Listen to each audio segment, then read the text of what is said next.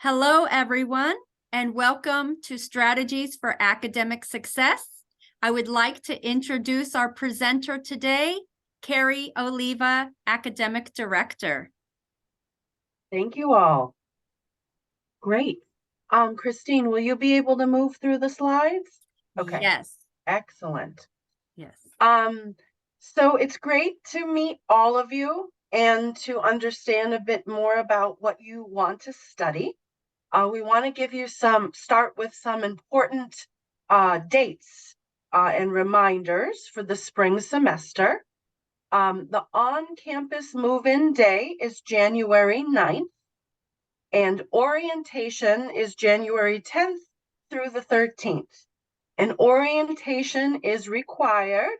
It's an excellent time to meet more students and to learn really everything you need to know about being successful in your program and at Suffolk University. So please attend all of your sessions during orientation. Also, many students always ask, when do I get my schedule? What are my classes? You will receive all of that information at orientation in either your program overview or for academic English students, we will have a session on Friday. So when we review the schedule in detail at orientation, you will understand when you will get your schedule and you will have an opportunity to meet with me or a member of my team to talk about your specific classes and I can answer any questions you might have. So today we're going to talk about expectations, materials, and also support, academic support. So academic English, I heard a couple of you are going to be doing academic English. We have students that only do academic English, and then we have students who study academic English and then move to a pathway. It's very common, and either program is supported. What's important to know is that we have 6 different levels of academic English, from beginner to advanced. During orientation, you'll take a placement assessment, which will help us to understand which level of classes you will start in. You'll have a writing sample that you'll do, you'll have an oral interview, conversation, and you'll also do a computer test that will help us to know your vocabulary and grammar. All students in academic English, so this is academic English only by level, have 18 hours of instruction a week, 4 classes at 18 hours. That's the minimum requirement for a student visa. So it's very important that you are registered full-time if you have a F1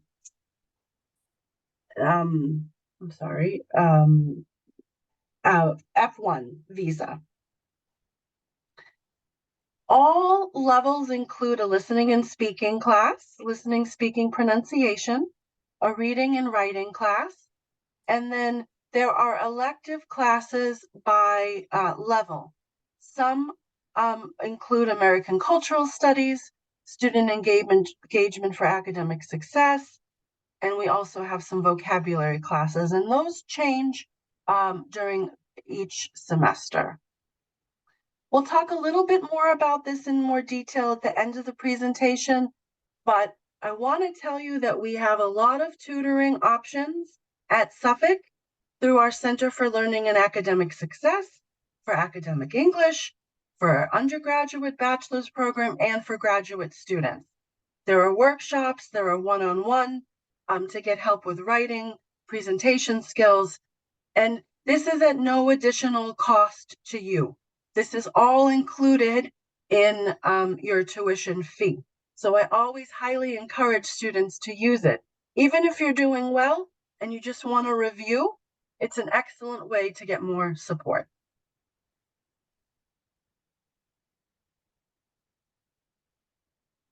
Next. Great.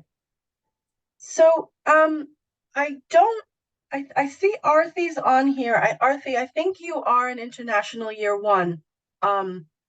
This program is specifically for undergraduate students, students who have finished high school and are starting their bachelor's degree. We Sure, call yeah. it great. We call that International Year One Pathway Program. And students can be in an accelerated, a 1 semester, or a 2 semester.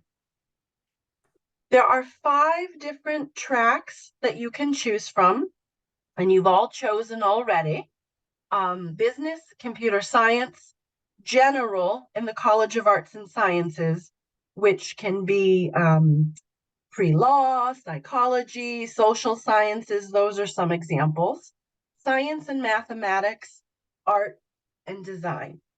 So when you come to orientation, you'll learn more about the sequence of classes according to your specific major.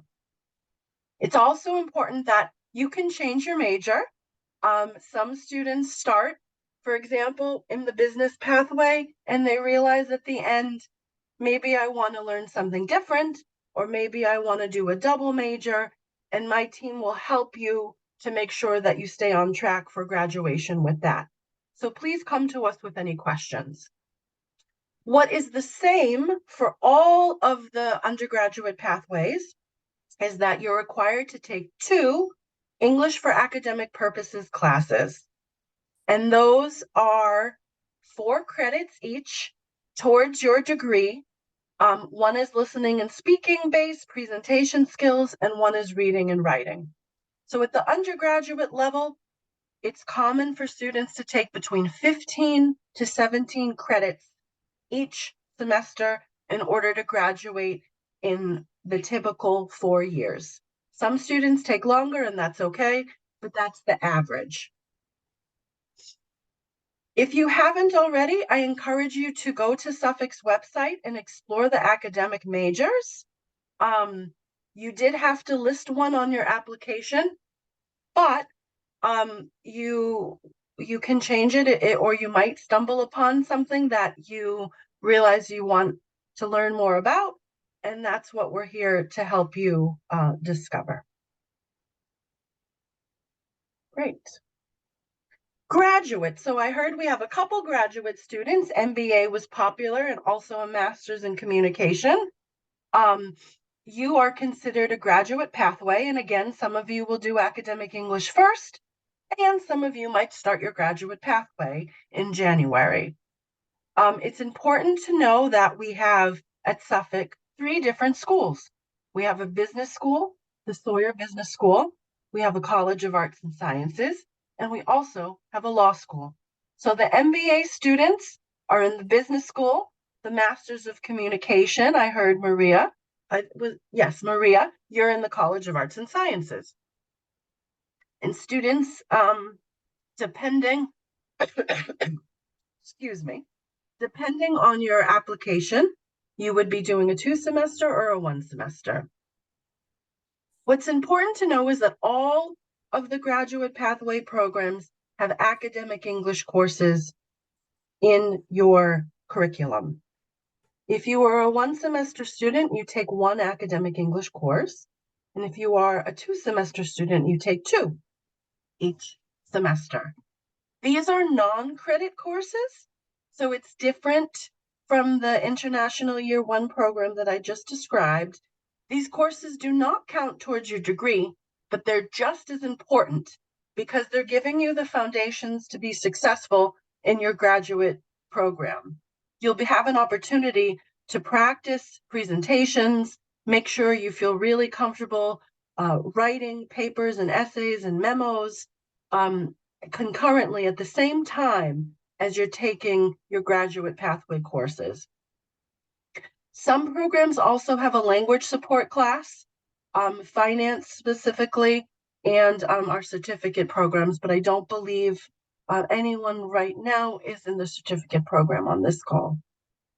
But I do like to emphasize that even though these are 0 credit, you still need to do well.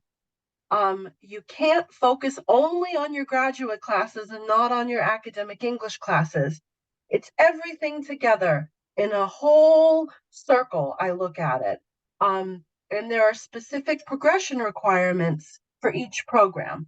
So for graduate students, we expect you to maintain a B average, the letter B, which is approximately 85%, in order to be successful. That's the minimum you should have.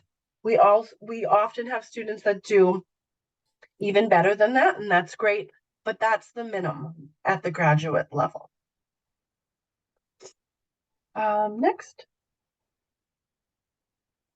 So these are general expectations for all programs. In the United States, you'll learn a little bit more about this at orientation at the American Classroom presentation. Active participation is expected. Most classes are interactive, meaning there's opportunity to ask questions. You might be working in small groups. Yes, there might be some lecture classes where the teacher is talking at you, but most of the time there is a conversation and a discussion. And it is expected that you're prepared, that you've done the reading, and you're prepared to ask questions and answer questions in class. Being on time is also important. I often advise students, especially in the beginning, if you're not sure where you're going or you're becoming more familiar with the classrooms, arrive early. Give yourself an extra 10 minutes or so to find the room, and we'll help you with that during orientation. But be ready with your notebook, pencil, pen, laptop if that's allowed in class. Be ready to start a few minutes before the teacher starts. Minimize distractions. Mostly this is a cell phone. I'm guilty as well. I have my cell phone always close to me, and it's very easy to get distracted with text messages and phone calls, especially when you're far away from home. But I ask that you do make sure that you are respectful in class. Sometimes you might be allowed to use your phone if the teacher says you can. That's different. But if you have personal business, you need to take a call, like an emergency situation, it's customary to leave the classroom, do what you need to do, and come back rather than being distracted, because you can really miss important information, announcements, and then be behind in the class. We encourage you to attend academic workshops. We have so many great activities, both social and academic, all semester. You'll receive a really busy looking calendar with so many different options, and I encourage you to go to as much as you can. It's not only a great way to practice your English outside of the classroom, but it's a great way to meet friends that you might not have met in your classes. It's important that you understand your academic schedule, the days and the times. Again, this is something we will review at orientation, but please don't be shy about asking if you're not sure what some abbreviations mean or what the timetable means, because we do have some codes that are specific to Suffolk. And we will go over this information, but if you miss it and you forget, please ask so you don't feel lost. Suffolk email. All of the faculty, teachers, administrators will be using your Suffolk email to connect with you. If there are announcements in class, it will usually come through Blackboard or to your Suffolk email. And if I need to contact you, I'll be using your Suffolk email. So please make sure that you know how to log into it. You can have your personal email, you can have it forwarded to your personal email if that helps, but make a habit of checking it regularly, at least once a day, because that's the primary way, once you start your program, that we will all be contacting you. And I always say communicate, communicate, communicate. We can't help you if we don't know what's happening. So if you are not happy in a class, if you are struggling with a group project, we encourage you to talk to your teacher. But if you're not comfortable doing that, please come see me or a member of our team, because we can kind of coach you through those conversations. And it's really better to do that, early enough, not to wait until the end of the semester when it might be too late to do better. And always review your course syllabi. A syllabus is your guide to your class, and you will receive one syllabus for each class. It gives you the assignments, the expectations, the due dates for all important assignments and homework. And that's reviewed on your first day of class. And we will also give you some samples to look at during orientation so you can be familiar what it looks like. These should be posted on Blackboard, which is our learning management system, but you will usually receive a paper copy during your first day. If you misplace it or you can't find it, there will be an electronic version for you as well. Okay. So materials, what should you have prepared for that first week or first day of classes? You're going to be taking notes, so you should have a notebook, pen or pencil, depending on what your preference is. I see too often students come to class with nothing. You really need to be prepared, not always borrow from a friend. If you have required books for the class, you should be bringing them to class unless the teacher says you don't need it. But in academic English specifically, you'll be working a lot out of the book. So it is important to be bringing that to class. Technology, some of us work better on a laptop. So if you have one, you can bring it. Smartphone as well. Again, limit the distractions, but it is sometimes used in class to look things up. Some students put notes on their phone when they're presenting. It all depends on really the guidelines from your specific teacher. And shopping, you're going to need some essentials when you get there. So there is an orientation shopping trip included. Some people might need bedding, towels. And there are, because we are in downtown Boston, we're close, the train is right there. There are a lot of stores that are either walking distance in our downtown area that have clothing and decorations for your room and in apartments in a close proximity. So that will be something that you might have questions about when you arrive. Christine, do you have anything to add about the shopping at all? Did I miss anything? Oh, you're on mute. Whoops. No, you did a great job, Carrie, explaining Okay. that very well. We will be giving at orientation a schedule for everyone. You will be following the orientation schedule. And there will be time if you have all the other things you've done that you're supposed to do. There will be certainly time to do some shopping, or we can certainly help you and set you in the right direction if you want to go off on your own. But thank you very much, Carrie. Sure. And then I think textbooks. So there will how do you get your textbooks? Well, there's a number of ways to get your textbooks. Suffolk has a bookstore. If you like to go into the bookstore and get a hard copy of a book, that is an option. And also students tend to use Amazon. You can rent and buy books as well. Depending on your major and program, the price of books ranges. So science books and math books tend to be, $100 and upwards sometimes. Academic English books can be about $60 per class, but sometimes you can get a used book for $20. So it really depends on, your preference. Many of the books also have electronic downloads for cheaper. If you don't want, the physical hard copy of your book, you can download the book. When you get your syllabus, there's a section on the syllabus that will say course materials, and it should list the required course materials for that class.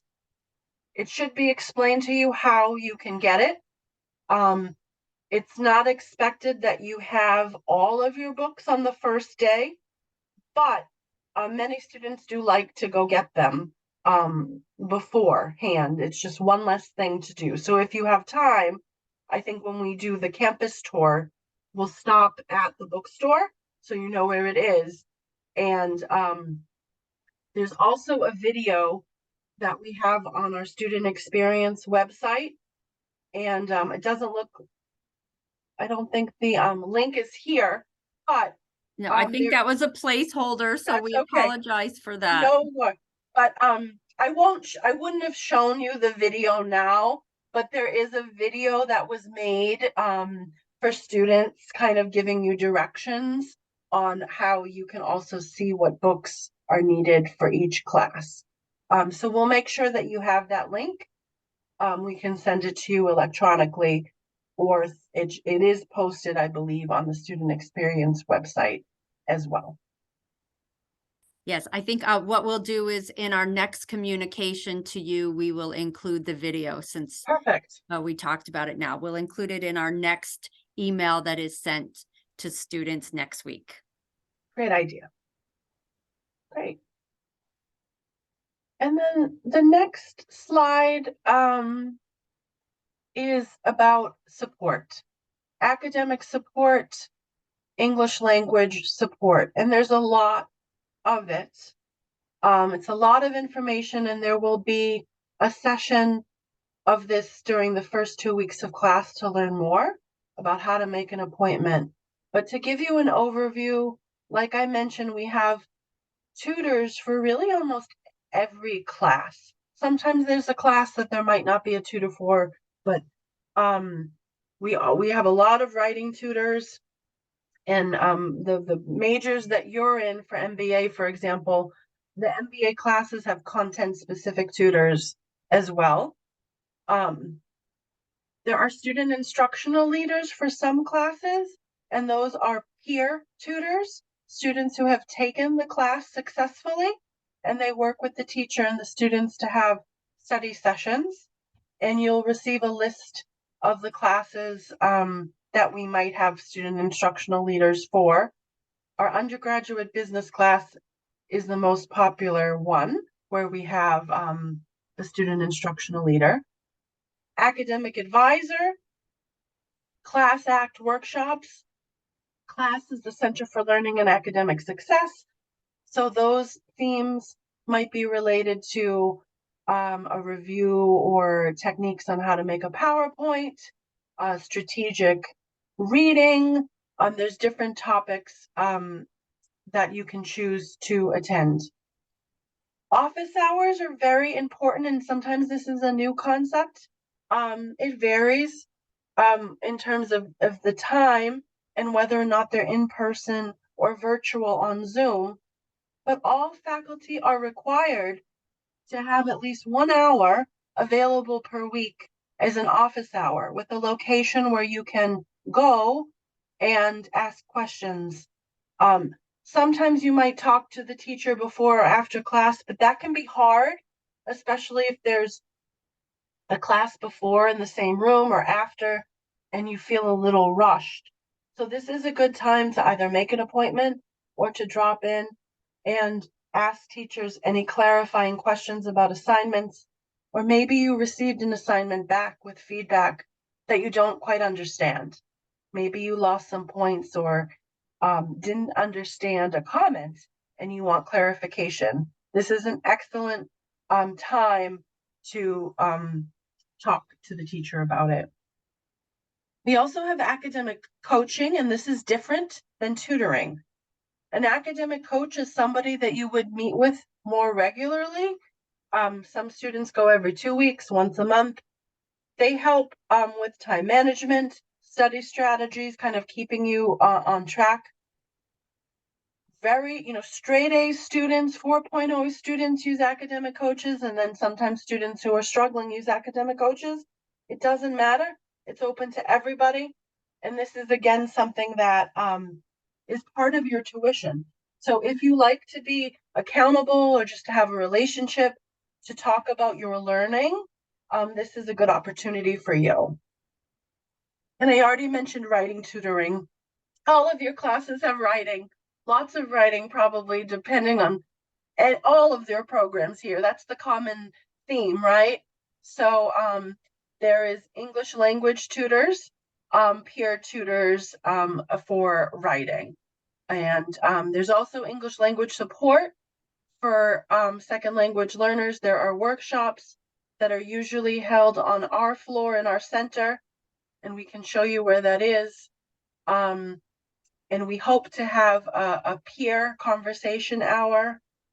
And there's also English language tutoring specific. That tends to be a bit more specific for students who are in the academic English program.